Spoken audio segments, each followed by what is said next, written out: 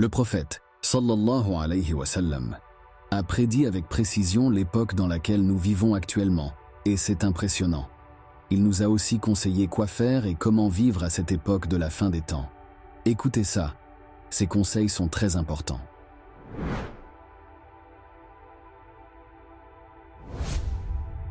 Dans un hadith authentique rapporté par Al-Bukhari, le prophète nous met en garde contre les troubles que vivront les gens de la fin des temps. La fitna est un mot arabe qui désigne les épreuves, les tentations, les divisions, les conflits, ou encore les troubles qui affectent la communauté musulmane. La fitna peut être causée par des ennemis extérieurs, qui cherchent à détruire l'islam, ou par des hypocrites intérieurs, qui sèment la discorde et le doute parmi les croyants. La fitna est une épreuve pour la foi des musulmans, qui doivent rester fermes et attachés au Coran et à la Sunna. Le prophète Muhammad, sallallahu alayhi wa sallam, a annoncé que la fitna apparaîtrait à la fin des temps, avant l'arrivée de l'Antéchrist, le Dajjal et de l'imam al-Mahdi. Il a décrit les signes de la fitna, tels que l'ignorance, l'injustice, le mensonge, la corruption, la violence, la débauche, l'abandon de la prière, la perte de la fraternité, l'amour de la vie de ce bas monde et la détestation de la mort.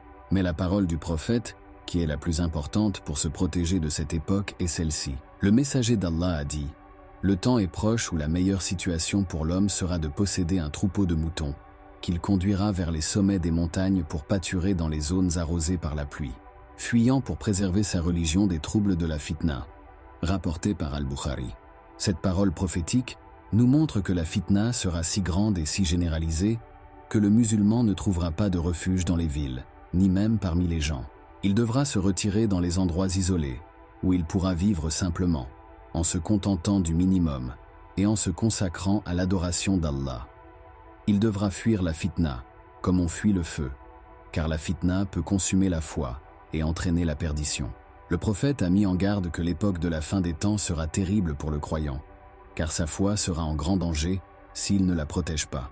Cette parole de notre prophète, sallallahu alayhi wa sallam, nous enseigne aussi que la meilleure richesse pour le musulman n'est pas l'argent, ni le pouvoir, ni la renommée, mais la préservation de sa religion.